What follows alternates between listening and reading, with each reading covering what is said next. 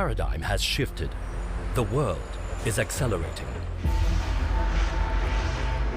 The science fiction of yesterday is rapidly becoming the science fiction of right now. How do we withstand the tectonic shifts in the world around us?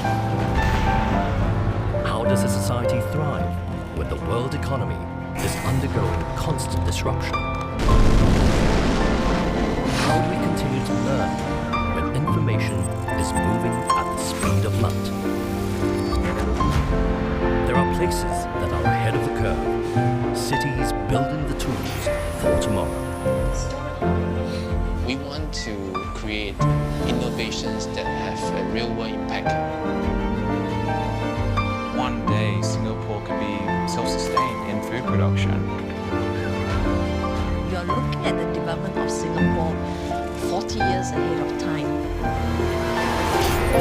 This city could be a model of what's to come.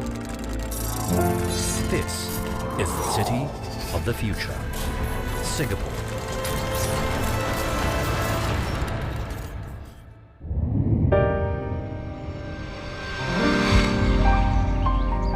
The future of the world lies in its urban environments. More than half the world's population live in cities, and that number is growing. This rapid influx of people creates possibility, but it also creates challenges. How can the cities of today grow and thrive to become the places we want to live in tomorrow? Creating sustainable, manageable human spaces in the world's ever-expanding cities is a challenge facing governments across the globe. And no one understands the complexity of this challenge better than the planners at Singapore's Housing and Development Board, the agency in charge of creating living spaces for about 80% of the resident households in one of the most densely populated cities. I'm an architect by training, and I also have a master's degree in planning. So I'm an architect planner. Since 2010, Dr. Cheong's vision and guidance has helped usher in a new era of smart public housing for the HDB, allowing the city she loves to grow and thrive despite significant challenges. As an island city-state, we're only about half the size of metropolitan London. We have to house 5.7 million people, and we are, of course, very land and resource constrained. So that is the big challenge. But having said that, over the years, we have managed to develop Singapore in a pretty sustainable way, and we are one of the most livable cities in Asia.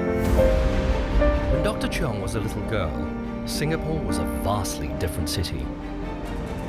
It had a third of today's population, less than 1% of the current GDP, and little to no infrastructure. In just over 5 decades, though, this tiny city-state has undergone a remarkable transformation. Singapore's HDB has built 1 million flats, creating one of the most successful public housing programs in the world. HDB is now looking to high-tech, innovative solutions to not only provide enough living spaces for Singapore's citizens, but also improved quality of life for decades to come. We have very sophisticated computer models that help the architect planner to improve the environmental quality in the town. So for example, Singapore is in the tropics, so we want to encourage the breezes to come through. Through computer simulation, you can actually position the blocks and the public spaces and the parks in such a way that help you to achieve this.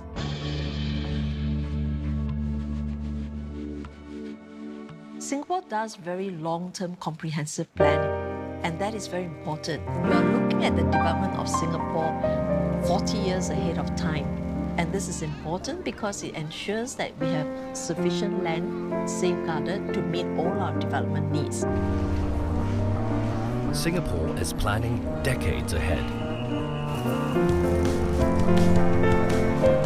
such a land-scarce nation, the question is often not what to build, but where to build.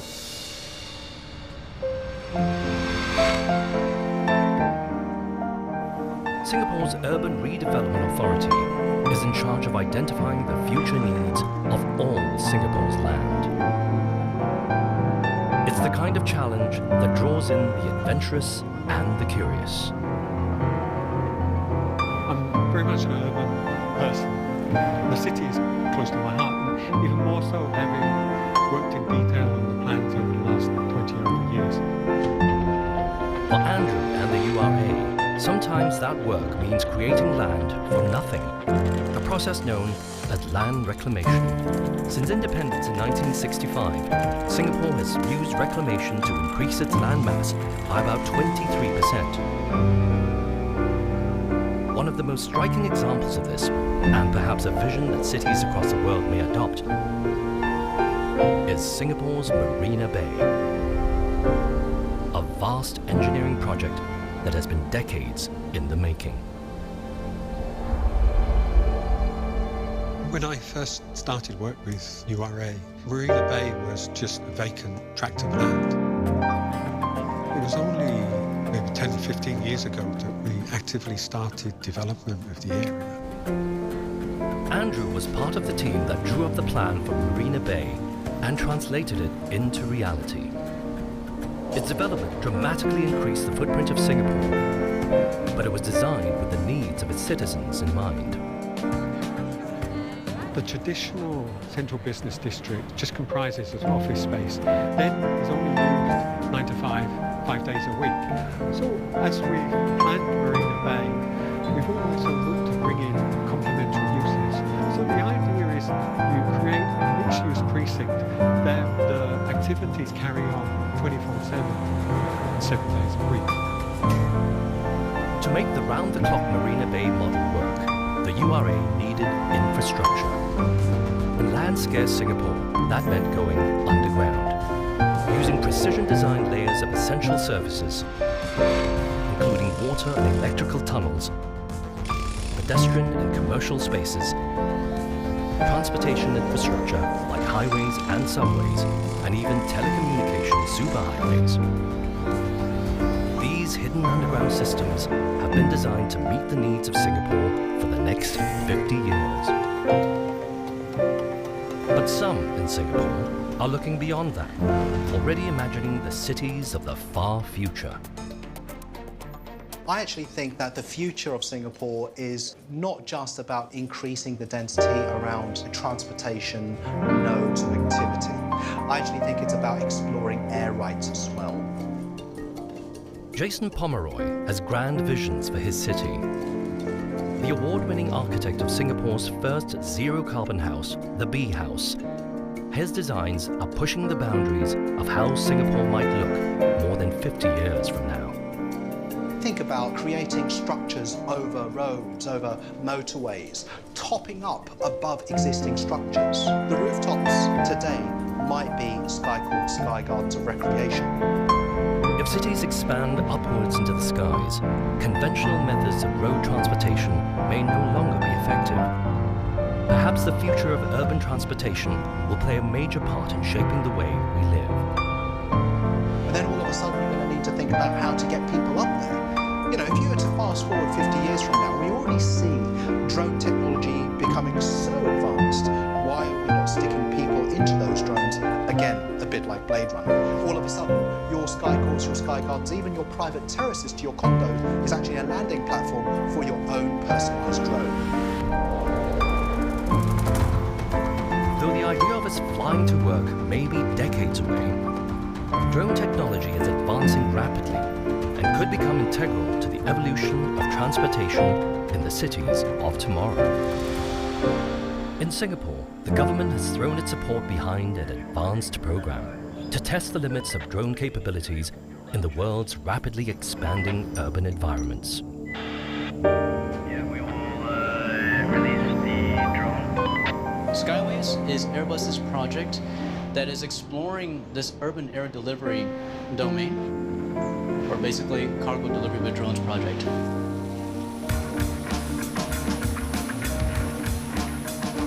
The drone that we're using is actually fully customized or fully designed by our team here in Singapore. To ensure maximum safety in the air, the drones have multiple aerospace-grade navigation systems, so that if one system malfunctions, it can rely on others to fly to its destination.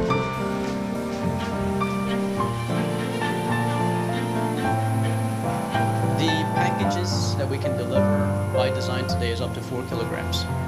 What we understand is that 4 kilograms would cover perhaps about 80-85% of all the packages that or parcel deliveries that are done today. Once the package has been delivered to its slot, the mailbox automatically sends a personalized code to the customer, so they can pick up the package 24/7. And just like that, the parcel comes back. In Airbus, one of our visions is what we call urban air mobility. So flying taxis, for example. Skyways is about enabling this technology. It's about looking and moving towards a future where we have then a flying transportation means in an urban setting.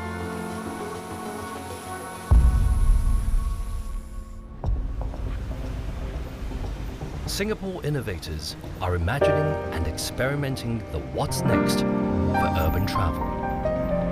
Drone technology may be the next revolution liberating commuters from their two-dimensional travel. But the challenges facing all of our cities may be more elemental than where we will build and how to get around.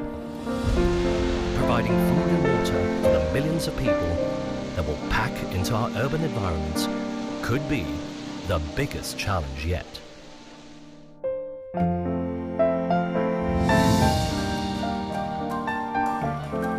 As urban populations rise, the world will face unprecedented challenges. How to house, transport, and most importantly, feed its people. In the future, as rural populations decrease, ensuring food stability will be key. In land-scarce Singapore, it's a challenge that is already being confronted. Right now, 93% of produce is imported into Singapore, and that's because there just simply isn't enough land to do farming practices. Benjamin Swan came to Singapore as an engineer on the Marina Bay Sands project. But having fallen in love with the city, he recognized a challenge and an opportunity to help the nation towards its goal of food sustainability. Ben is developing a new way to grow food, not just in Singapore, but in any urban environment. Sustainera is a controlled environment agriculture farm. We effectively replicate what's happening outside in nature to grow impossible products in impossible places.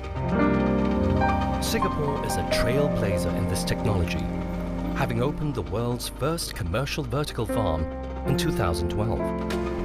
Now Sustainera, through their patented processes, are able to grow produce indoors, without sunlight and without soil. What we actually have done is we've come up with our own system here to introduce the seeds directly into the foam cubes. So what that does is ensures that we have 100% germination success. This room has been specially designed to take the plant from its initial germination through to a mature state where we can introduce it into the main grow rooms. These large-scale growing rooms are astonishing feats of agricultural technology. The precision calibration of the growing environment allows these new age farmers to optimize cultivation at every stage in the plant's growth.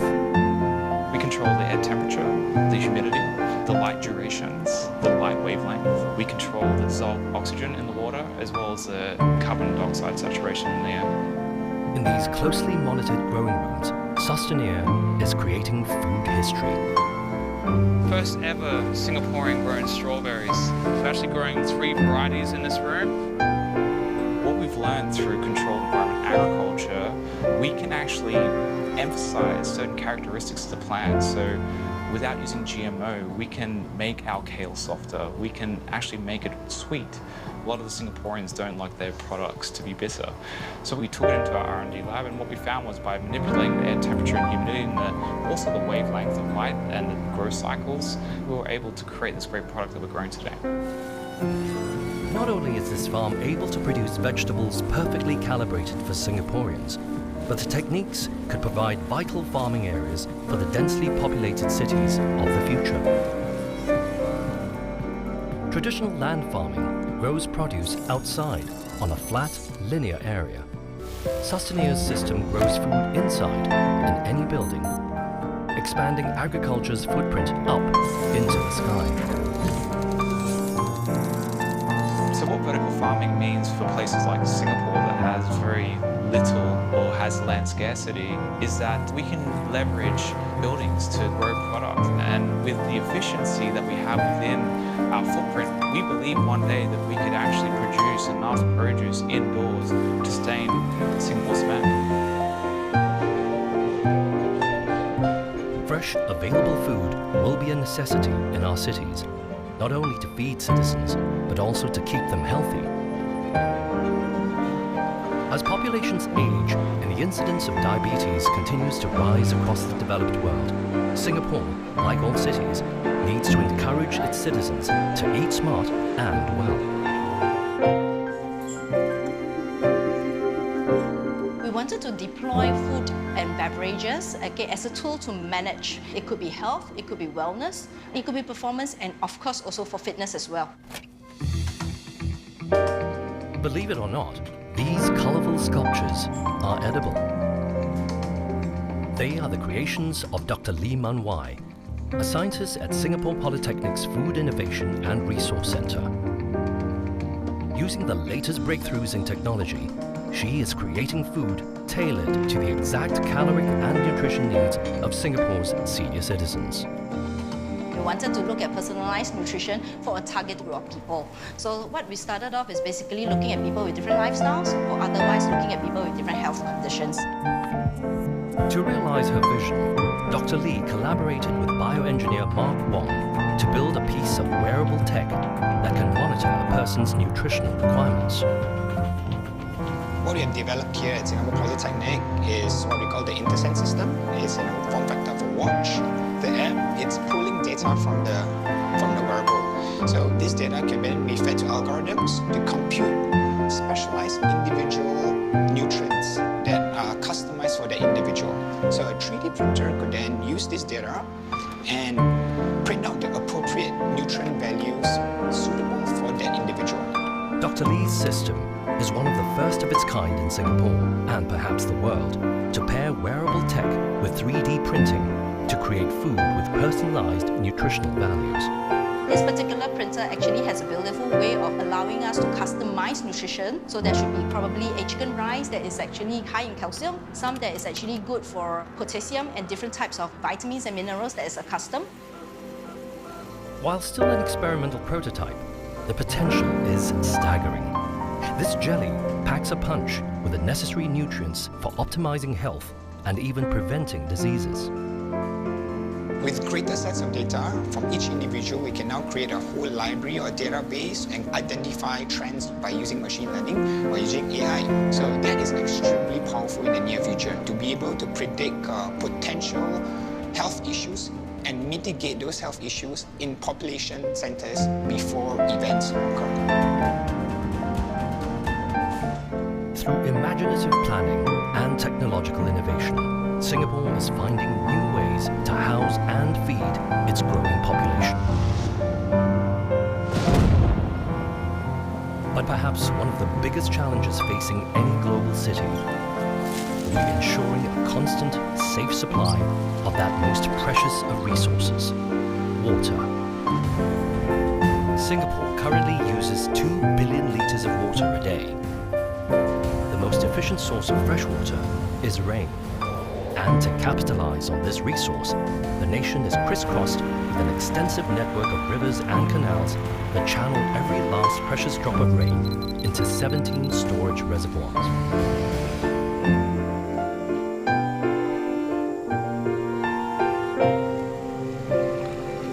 About 2/3 of Singapore is water catchment area. That's about 400 plus square kilometers. So water that falls on a catchment area, it will find its way into our drains and canals, which are linked to one of our reservoirs. Singapore's catchment system is extensive and efficient. But to collect rainwater, you need land, and lots of it.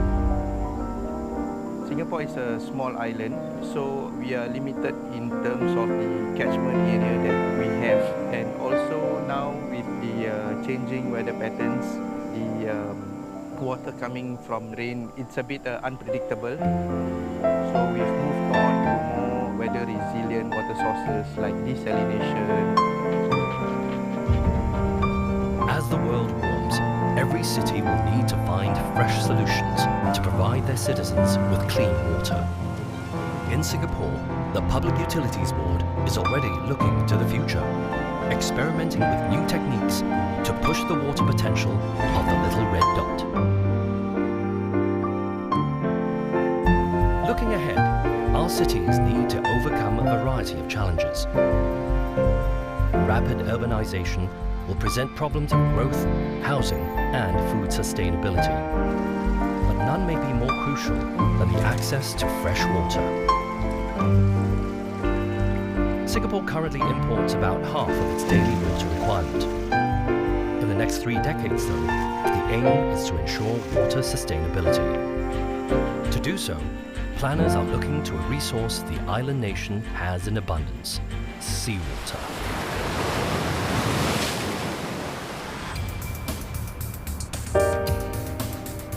I always call this a new toy. Really, it's kind of a toy for us, but seriously, it's a plant that's designed with robustness, reliability. It's fully automated. Hugh Kit-san oversaw the construction of a brand new state-of-the-art water facility, the Tuas Desalination Plant. We've been working on this project for the last just over 2 years to get it from a green field and up to the state that you see right behind me, a functional 30 million gallons per day desalination plant. The Tuas Desalination Plant is a modern marvel of precision engineering. In land-scarce Singapore, its footprint is a mere 100 meters by 300 meters. That's roughly the size of 3 football fields. This may seem large, but it is a relatively small footprint compared to plants of its kind around the world. When we did the design and the construction, it was quite a challenge that you got to make sure that they are all stacked and arranged in like a Lego manner, that it all fits nicely into a puzzle and it forms the plant what you see today. Despite its small footprint, the Tuas Desalination Plant houses one of the world's most powerful technologies for producing fresh water from the sea: reverse osmosis filters. That's actually the heart of the plant, where the salt in the seawater gets separated or removed from the water. The white tubes, in there is the reverse osmosis membrane, where filtered water will be pushed through the membrane. This high-tech process is a key part of preparing Singapore for the future. But conventional water desalination is energy-intensive. The electricity you would need to desalinate enough water for just 1 day of Singapore's needs could power a Singaporean household for 1,000 years. To save energy and reduce the cost of water desalination, the PUB is now investing in new research. Evoqua is a company working on the desalination process of tomorrow. We are demonstrating our next ED technology for seawater desalination. Electrodialysis uses electricity to remove salt from seawater. Pairs of electrodes are placed in a stream of salt water, with one positive electrode and one negative. The positively charged sodium ions are attracted to the negative electrode, and the negatively charged chlorine ions are attracted to the positive electrode. This concentrates the salt around the electrodes. The process is repeated until the water is salt-free. Right now we are building a demonstration plant with a capacity of 3,800 meter cube per day. We have plans to further scale up this technology with a capacity of 100,000 meter cube per day. Singapore's innovations in housing, food, and water are giving us a glimpse of how a forward-thinking city might solve some of the challenges it faces. But these solutions will come at a price. fast, secure and thriving economies will be essential for facing an uncertain future. And perhaps no nation understands this better than Singapore. The financial sector is a very, very critical sector for Singapore. Almost 12% of our GDP comes from this sector.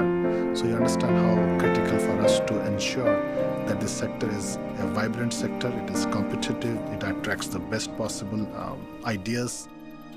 As the Chief FinTech Officer of the Monetary Authority of Singapore, Sopnandu Mahanti needs to ensure that the nation sets a world standard for the financial sector. This boils down to one thing: technology innovation. Most of the services in financial sector are going to be powered by technology. In 2016, Singapore announced Project Ubin, a new fintech experiment using blockchain technology. Traditionally, banks keep a record of all transactions on their own centralized ledger, which is susceptible to manipulation by hackers. But Project Ubin keeps all records on a blockchain. This means that identical copies of the ledger are kept on a distributed network of computers around the world. These computers check in with each other to ensure that their copy of the ledger is correct. If one of the copies does not match the others, it is rejected and replaced with a copy that the majority of ledgers agree is correct. To tamper with the blockchain to steal money, a hacker would need to hack a majority of the computers on the network simultaneously, a virtual impossibility. The real killer use case is cross-border transfer. Today it takes 2 to 3 days to move money between two countries, the whole overseas transfer. So if we can apply a technology like blockchain, it may give us that opportunity to reduce the time to do cross-border transfer and may also reduce the expensive way we move money from a country to big country. Singapore has long been known as a financial hub, home to major banks from around the world.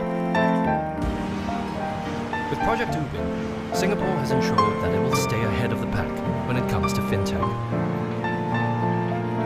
In a country short on natural resources, the motto is innovate or die. And Singapore has taken up that challenge, with a startup culture catapulting the nation into the future.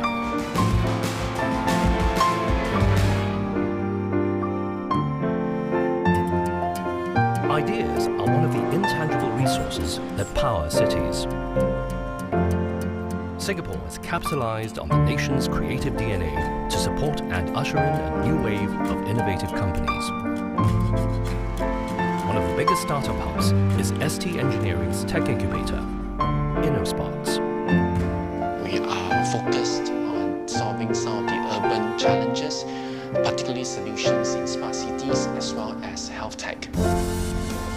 Medical technology is a $350 billion global industry, one that thrives on the latest ideas. Start alignment. Like Alan Go's revolutionary automated needle targeting system. With End System, we are able to automate the entire needle alignment process, making it very stress-free for the doctors. They can align the needle to the target at a fraction of the time. It is more accurate. More than just a surgical assistant, Alan's robot can actually help train the next generation of surgeons. Typically, for surgeons to be expert in terms of puncture, he has to puncture more than 150 times. But with such a device, which is smart automated, junior surgeons probably just required about 40 to 50 puncture, and they could be an expert in the field of puncture. InnoSparks has also been key in developing life-saving technologies to solve global health problems. My name is Jerome. I'm the head of engineering at InnoSparks, and I'm also the lead engineer for Air Plasma Mask. So we actually started the project development in 2013 when Singapore was hit with severe haze. During the 2013 Southeast Asian haze crisis, large-scale wildfires blanketed the region in impenetrable smog, shattering all records and pollution indexes. Stores sold out of high-quality air filtration masks. Worse yet, parents were dismayed to learn that all masks on the market were built for adults. We actually went to do a 3D facial scanning of more than 850 children and adults. And then using an algorithm that we developed in-house proprietarily, we came up with 3 sizes of masks that fits children, adults to the elderly. Using thermal imaging, the benefits of these masks leap into focus. We can see that actually the mask itself stays pretty much purple. This is a quick way to show that the ventilator is actually effective in venting heat from the mask. While a vital part of Singapore's economy, the tech scene is not just about software or hardware. At its core, it is about hardware, providing for its citizens. We want to create innovations that have a real-world impact, so we take a very user-centered approach. Singapore's digital economy is providing real, tangible benefits to people, and some of its brightest inventors are focusing on the far future. Local startup TransferFi has developed a technology that could change the way we think about electricity. Wireless power transfer is inherently being able to transfer power wirelessly. We're using radio frequency to be able to transfer power. In terms of the construct behind it is electromagnetic waves, essentially power within a waveform. The custom-built transmitter converts electrical current into electromagnetic waves. Using a complex algorithm, this wave is modulated and focused into a tight beam, transmitted to an array of antennas using radio frequency. The receiver harvests the radio frequency waves and converts them to direct current, which is able to power electrical devices. The system is ready now, so the signal is now generating. I think now we are ready to switch on the power amplifier.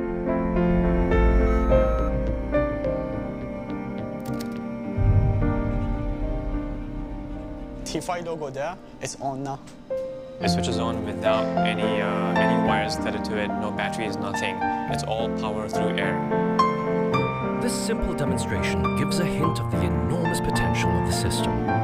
As the technology is scaled up to further distances, it could revolutionize every industry that relies on electricity, creating the world's first long-range, safe and efficient wireless power networks. There's a lot of uses. I mean, it's ubiquitous technology. I mean, you can use wireless power transfer distribution for almost anything, from consumer electronics to medical devices to offshore renewables to sensors, for automation. Singapore's digital startups are dreaming up ingenious new technology, proving that perhaps the greatest resource we'll need in the future is imagination.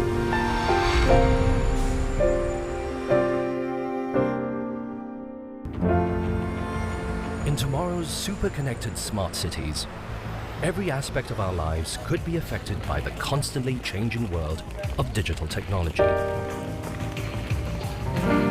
Preparing the next generation for this future is top of mind for most educators of today. In Singapore, that preparation starts early. Using tech tools to teach children the building blocks of a digital mindset, including the most basic skill needed for coding, sequential learning.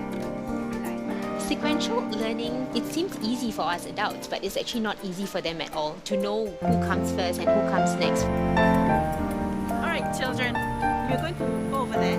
Then we're going to find your dry leaves, and then we're going to put them in your basket. Okay, let's go. I feel that there's a lot of skills that they can gain from having the tech toys as well. They are learning problem-solving skills, communication skills, language skills as well, and also they learn how to problem-solve sequential as well. 1, 2, 3, 4. We need to press 4 steps. Good job. The Playmaker program, there are 3 tech toys. The B-board is something that is very friendly and very easy to operate because there's only a few buttons for the children to use. So for example, we have the forward, backward, turn left and turn right button. Keyboard, I would say it's a little bit high-end order thinking, whereby children children will have to sequence the block first, put it in order, and they have to scan the barcode. So for Kibo, it won't function if they don't start with the begin block and end it with the end block. So during that time, children actually get to do a trial and error to see whether it works or not. These tech toys introduce children to advanced learning concepts.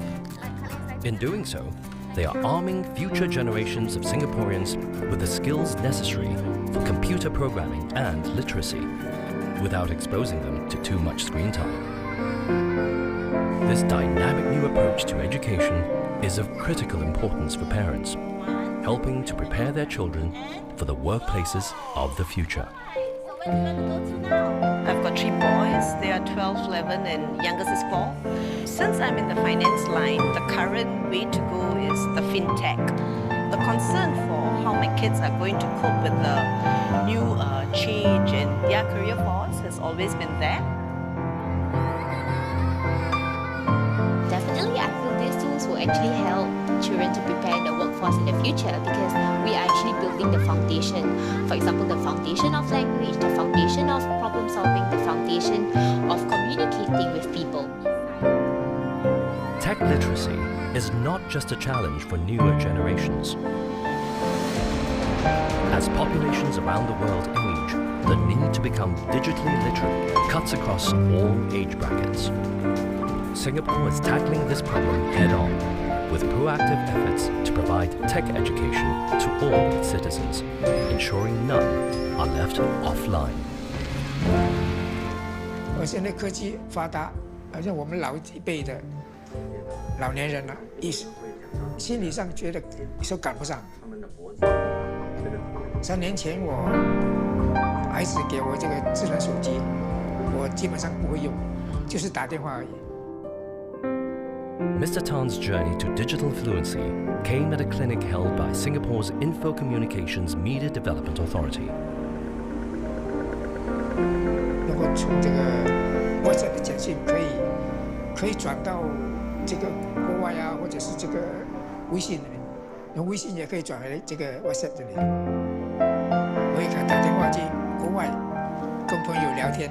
50年前我要跟我国外亲友 沟通的话，唯一就是写信，打电话嘛又费用太贵。那个时候信的来往最少要1个礼拜10天这样，很慢，消息很慢。那么现在有了智能手机，1分钟就跟国外联系上了，又可以讲得很长，讲得很清楚，甚至可以看到对方，太好了，智能手机太好了。 Singapore's focus on training all of its citizens for the future is nurturing a highly educated, versatile and connected population. Connectivity and community will shape the world of tomorrow. And in Singapore, that sense of community is already revealing itself in new and surprising ways. We are racing towards a future that will be dominated by technology. In the decades to come, dedicated citizens will find ways to harness that technology to make a positive impact, enhancing lives through creative innovation. In Singapore, technology is already being created that will care for the nation's most vulnerable. We try to provide sleep wellness for newborn babies and also premature babies. Hi, how are you? Hi. I'm Frank. Yeah. So what you do is that you actually put a baby on it, and after your baby sleeps for about a minute, we can give you the breath count and know how well your baby is sleeping. When the baby sleep, they have a lot of periodic breathing. That means they breathe and they stop, they breathe and they stop. Now this happened to 2% of the newborn baby, but it happened to 60% of premature babies. Periodic breathing dramatically reduces oxygen flow, which can have a detrimental effect on a baby's growth and even their cognitive development. The breath optic system uses fiber optic technology to help monitor this. For Frank, this project is personal. I think one of the driving force of us inventing this product was because 24 years ago, I had a premature son. At that point in time, I bought whatever that's available to try to monitor a baby.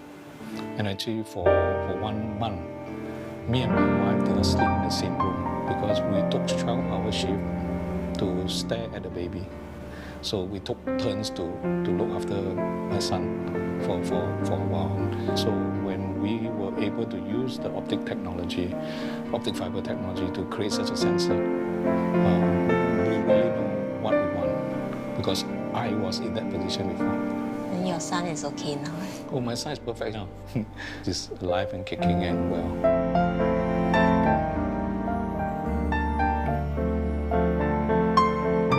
The spirit of using technological ingenuity to improve lives has been built into the city itself, with green corridors and protected parkland, keeping Singapore from becoming a concrete jungle.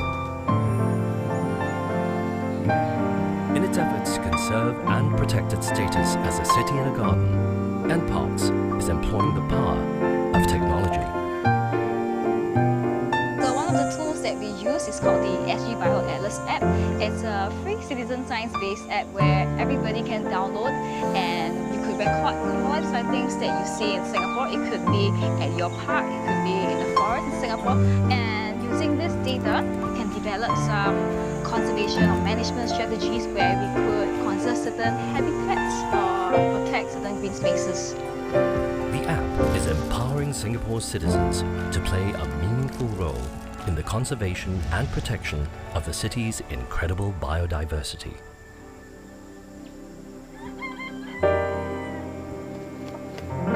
Those birds over there, they're the jungle fowl. They're like chickens, but they are technically not chickens, right?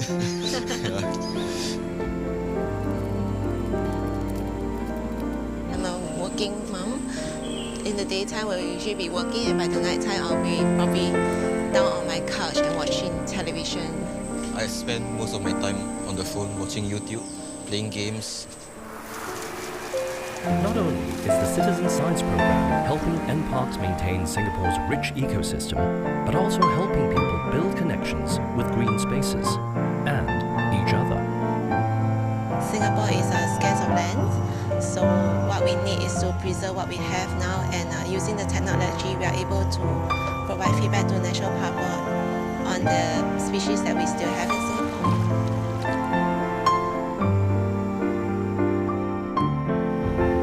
As the modern world rapidly marches towards urbanization, our future cities will face unprecedented pressures. Innovation and technological advancements will help bring profound change to how we live, how we work, and how we learn. In Singapore, that change is already underway. It feels like we are part of building and creating a Singapore that is vibrant, safe, and also sustainable for the people now and also for the future. If we can do it here in Singapore, we can literally do it anywhere in the world. And we are excited almost on an everyday basis. We are motivated by the fact that we actually can make a difference. I heard from one Nobel Prize winner, only a prepared mind can see opportunity. And we are using this opportunity by getting ourselves prepared. 50年后应该是那个高科技方面更发达，我也不能想象它将来是怎么样的，前景一定光明。